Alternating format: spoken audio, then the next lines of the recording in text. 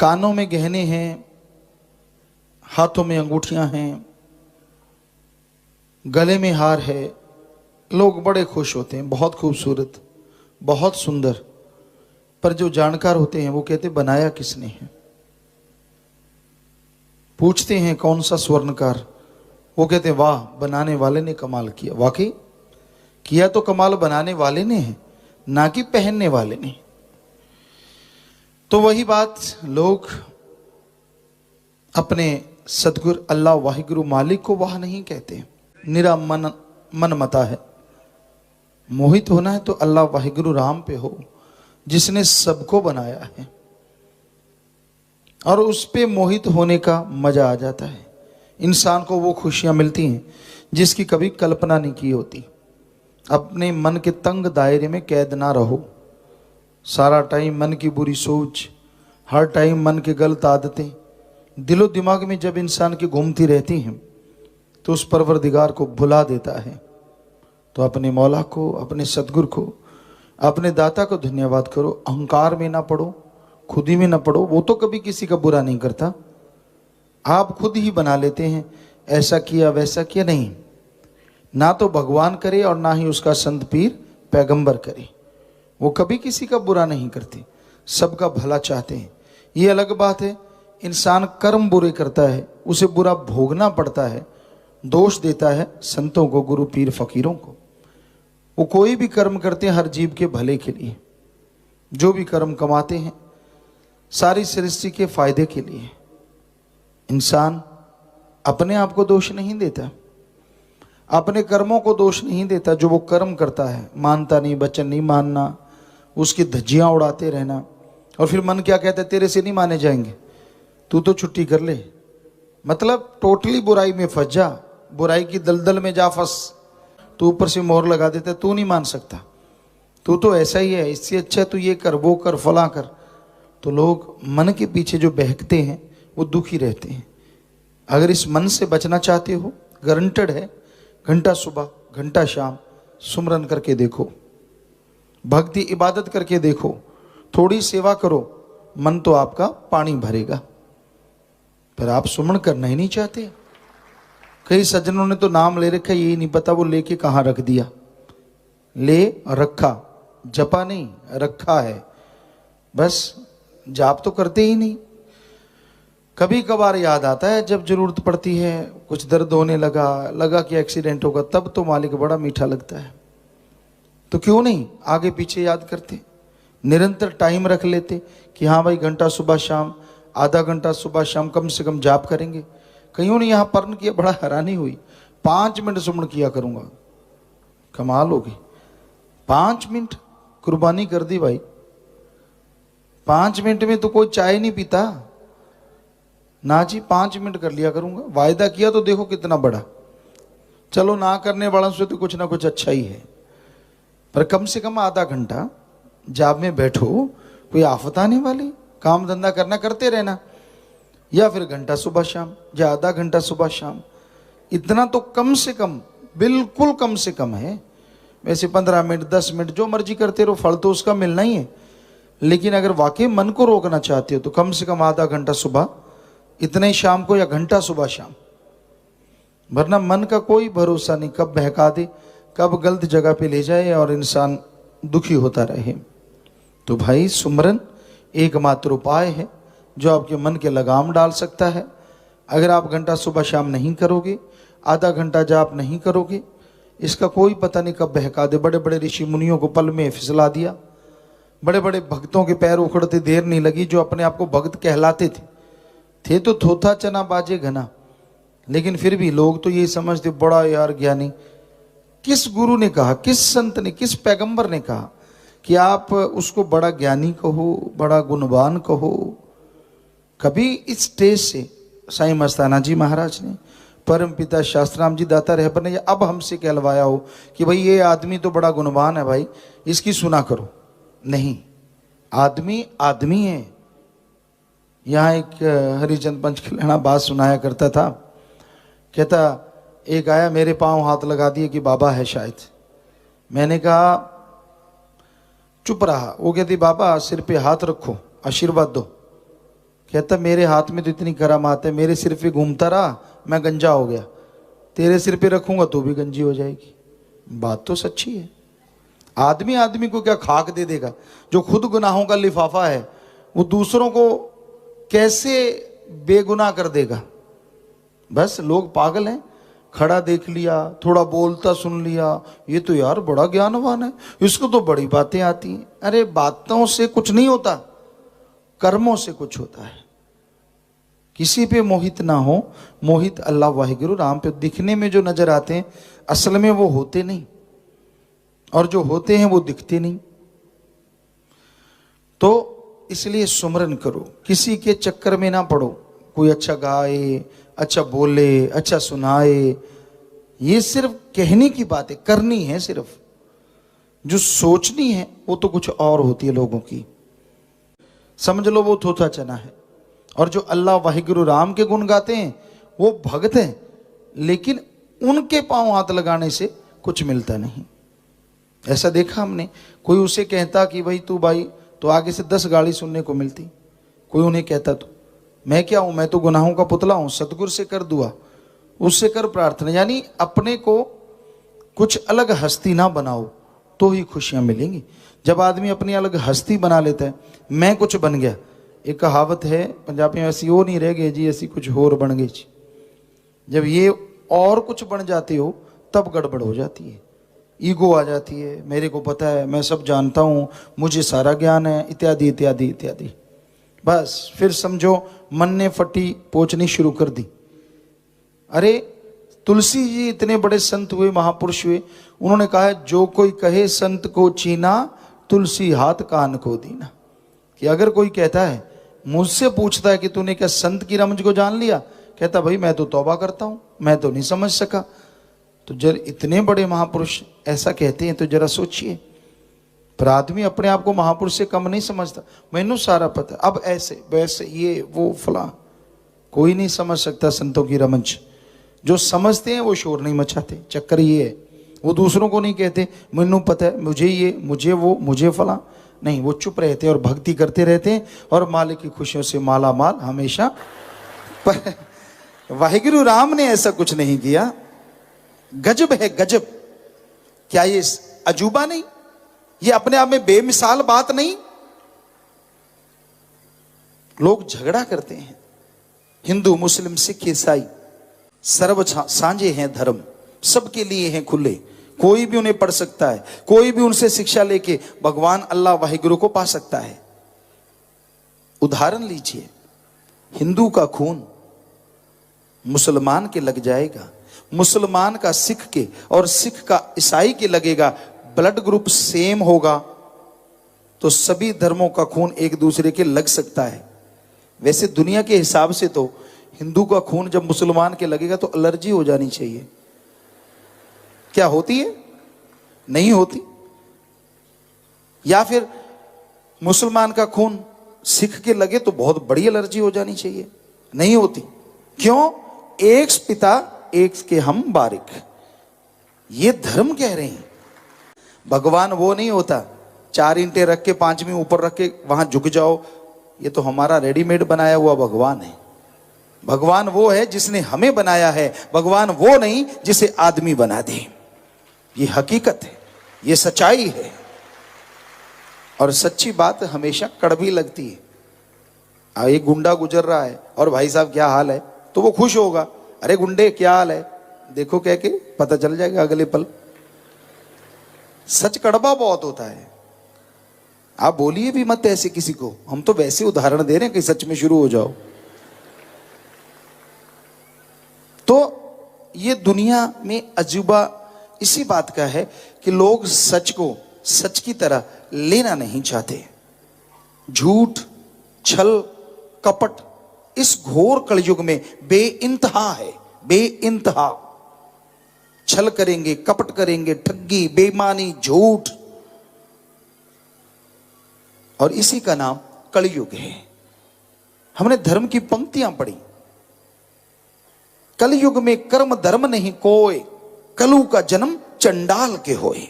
गुरु सहवानों के पाक पवित्र वचन। कलयुग में कर्म धर्म नहीं कोय, कि धर्म तो होंगे पर धर्म के कर्म करने वाले कोई नहीं होगा। कोई कोई तो क्या कहना है, मतलब कोई लाखों में हजारों में। कलयुग में कर्म धर्म नहीं कोय, कलु का जन्म चंडाल के होए। कि ऐसा टाइम आएगा लोग धर्म का नकाब पहन के धर्म के कर्मों के फरकच्चे उड़ा देंगे। कौन सा धर्म कहता है भ्रष्टाचार से कमाओ? कौन सा धर्म कहता है शराब पियो? बताइए बताइए, किस धर्म में लिखा हुआ है?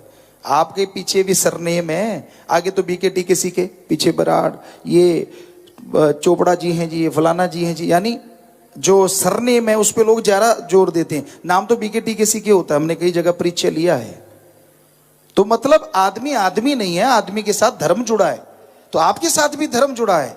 बताइए किस धर्म में लिखा है कि दूसरों का हक मार के खाना बहुत अच्छी चीज है? किस धर्म में लिखा है कि छल कपट करना चाहिए, झूठ बोलना चाहिए? किस धर्म में लिखा है ठगी बेईमानी भ्रष्टाचार जायज है? कौन सा धर्म कहता है कि शराब शरेआम चले पर राम नाम परमिशन के बिना ना चले? कौन से धर्म में लिखा है? किसी भी धर्म में नहीं। किसी जीव की हत्या करना, हमें कई बच्चों ने वीडियो दिखाई, बड़ा दर्द हुआ। हर धर्म में, बहुत से धर्मों में हमने देखा कि उनका सिर काट दिया जाता है एकदम से, और वो भी मालिक की वाणी, राम, अल्लाह, गॉड, खुदा, वाहिगुरु, ईश्वर का नाम ले लेके। जबकि उसमें लिखा है हर धर्म में, इस्लाम धर्म का तो ये नारा ही है, रहम। रहम शब्द आता है उनके, जब रहमाने रहीम, जब वो पूरा एक पंक्ति बोली जाती है तो उसमें रहम रहम करना चाहिए। सिख धर्म में, हिंदू धर्म में, ईसाई धर्म में रहम के बिना धर्म ही नहीं है। अगर रहम है, दया है तो धर्म है, और रहम दया नहीं तो धर्म नहीं। तो ये क्या है कि झट से काट दिया और हा हा ही हू, और वो तड़फ रहा है, खून के फुहारे छूट रहे हैं? ये क्या है? कहां लिखा है ऐसा करो? कहीं भी तो नहीं लिखा। पर बात यही है ना कि जब सच्ची बात कह दो तो वो कड़वी बहुत लगती है, बहुत कड़वी लगती है। लेकिन सच सच होता है। पास में हो साच तो सरे मैदान नाच। कि जब आपके हाथ में साच है, सच है, तो फिर डरने की क्या बात? तो भाई, सच पे चलना कोई आसान काम नहीं होता। हो सकता है बहुत लोगों को ये बातें अच्छी ना लगती हों, पर कहीं ना कहीं उनका जमीर ये चाहता है कि उनको सच मिले। कहीं तो सच मिले, हर जगह झूठ, हर जगह कुफ्र। जिससे बात करो झूठ के बिना बात ही नहीं। तो उनको शायद सच्ची बातें अच्छी भी बहुत लगती हैं और लोग फॉलो भी करने लग जाते हैं। तो प्यारी साथ संगतियों, ये सब भगवान का रहमो करम है। उस अल्लाह वाहिगुरु की कृपा दया में रहमत है। वही सब कुछ करवाते हैं, वही सब कुछ कर्ण करावण हार हैं। बस सच्ची भाव वही होता है। यहां आने से इंसान को सोची आए, समझ आए, यहां आने से उसका जमीर जाग जाए, यहां आने से उसे सच का पता चले।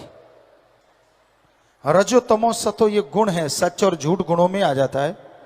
लेकिन यहां जिस सच की बात कर रहे हैं वो सच ओम हरि अल्लाह वाहिगुरु गॉड है। वो एक ऐसा सच जो जान ले, जो उसे मान ले, उसके जन्मों जन्मों के पाप कट जाते हैं। उससे जुड़ना सिर्फ इंसान की फितरत में लिखा है। इंसान ही एक ऐसा शरीर है जिसमें प्रभु का आना पॉसिबल है, संभव है। जो प्रभु का नाम जपे, भगवान का नाम जपे, तो वो कण कण में, जर्रे जर्रे में नजर आते हैं। इंसान की पाप कर्म कट जाते हैं, जन्मों जन्मों की मैल धुल जाती है और वो इस काबिल बन जाता है कि उसके दिलो दिमाग में मालिक की दया में रहमत के नजारे मिलने शुरू हो जाते हैं। कितना भी इंसान ज्ञानवान बन जाए, कितना भी छोटा या बड़ा बन जाए, जब तक वो खुद पवित्र नहीं होता वो खोखला है। ज्ञान अच्छा है, पर उस पर चला जाए तभी ज्ञान का मूल्य पड़ता है। हम ये नहीं कहते कि ज्ञान रखना कोई गलत, जितना ज्यादा ज्ञान हो उतना ही अच्छा, पर जितना ज्यादा उस ज्ञान के ऊपर चला जाए वो सबसे अच्छा। कर्म जोगी और ज्ञान जोगी, जब तक इंसान नहीं बनता वो खोखला रहता है। सिर्फ कर्म करना जानते हो, किसी पशु की गर्दन मरोड़ दी, किसी पक्षी को मार दिया, ये भी कर्म है, लेकिन ज्ञान नहीं है तो ये पाप कर्म हो गए। किसी के हाथ से निवाड़ा छीन लिया, किसी को तड़पाया, किसी को दुखी किया, हर टाइम किसी को तंग करते रहे, ये भी कर्म है, लेकिन ये पाप कर्म है। इसलिए कर्म योगी के साथ साथ ज्ञान योगी होना अति आवश्यक है। जब तक इंसान ज्ञान योगी नहीं बनता तब तक मालिक की कृपा पात्र नहीं बना जा सकता। तो अगर आप कर्म योगी और ज्ञान जोगी बनेंगे तभी मालिक की दया में रहमत के लायक बन पाएंगे, तभी उसकी खुशियां आपको हासिल होंगी। और सत्संग एक ऐसी जगह है, यहां ज्ञान जोगी और कर्म जोगी बनाया जाता है, सिखाया जाता है। जिस तरह स्कूल कॉलेज है, उनमें दुनियावी पढ़ाई करवाई जाती है, दुनियावी शिक्षा दी जाती है, यह सिखाया जाता है कि आप दुनिया में उस्ताद कैसे बन सकते हैं। यह सिखाया जाता है कि आप दुनिया में सर्वश्रेष्ठ कैसे हो सकते हैं। उसी तरह सत्संग में इंसानियत का पाठ पढ़ाया जाता है, प्रभु से मिलने का सच्चा राह दिखाया जाता है। आप सोचते होंगे सभी रास्ते जो धर्मों में हैं वो प्रभु से ही मिलाते हैं, कोई शक नहीं, सच। पर क्या आप जानते हैं इस कलयुग में राम नाम बिजनेस बन गया है। हम नॉन मेडिकल के स्टूडेंट रहे, जितना पढ़े कम पढ़ पाए, लेकिन जितना पढ़े साइंस में बहुत रुचि थी, नॉन मेडिकल के स्टूडेंट थे। गुरुजी ने बुलाया, उनकी रजा, उनका रहमत। घर में भी धर्म थे, पवित्र गीता, श्री गुरु नानक देव जी की जन्म साखी, सुंदर गुटका और भी शायद रामायण, ये ग्रंथ घर में थे, पढ़ा करते थे। गुरुजी ने बोला कि सभी धर्मों को पढ़ो, और हमने उसी वैज्ञानिक दृष्टिकोण से सभी धर्मों को पढ़ा।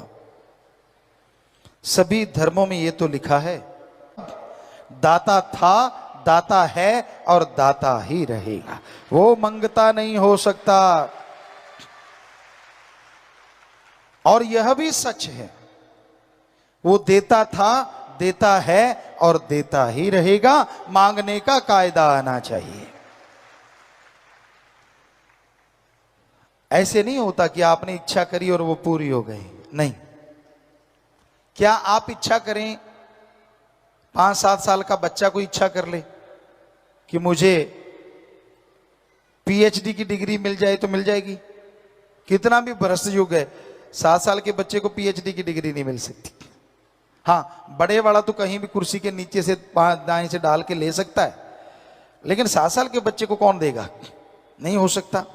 वैसे तो कलयुग है, कुछ भी हो सकता है, लेकिन अगर वैसे कायदे से देखा है, डॉक्टरेट की डिग्री, मास्टर डिग्री ऐसे नहीं हासिल होती, उसके लिए जिंदगी के 20-25 साल लगाने पड़ते हैं।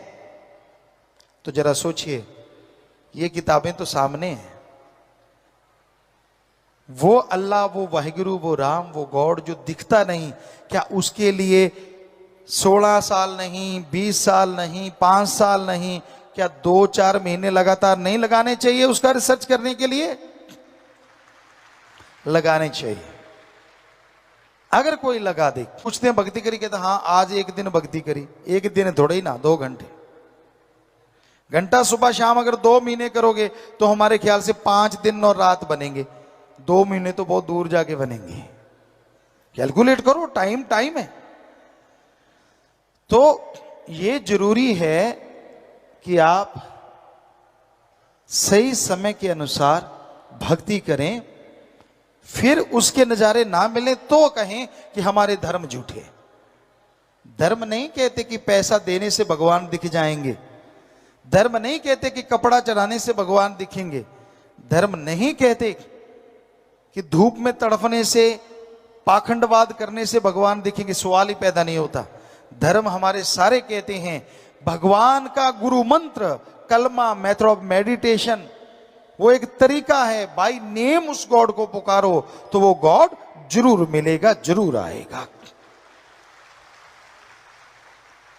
एक छोटा सा बच्चा, हम सब आए हैं इस उम्र से गुजर के, जब उसे भूख लगती है, हमारी संस्कृति की बात करते हैं, अभी भी मरी नहीं है, जैसे उसे भूख लगती है वो रोता है तो मां कैसे दौड़ी चली आती है। क्यों? बच्चा रोया है, या तो भूख लगी है, या उसका कुछ दुख रहा है, तकलीफ है, बाथरूम ना कर दिया हो, गिल्ला ना हो गया हो, मां आती है ना दौड़ के। अब जरा सोचिए, थोड़ा सा रोने से एक मां दौड़ के चली आती है, तो जिस भगवान ने मां को बनाया है, अगर कोई भगवान के लिए रोएगा तो क्या भगवान दौड़ा चला नहीं आएगा?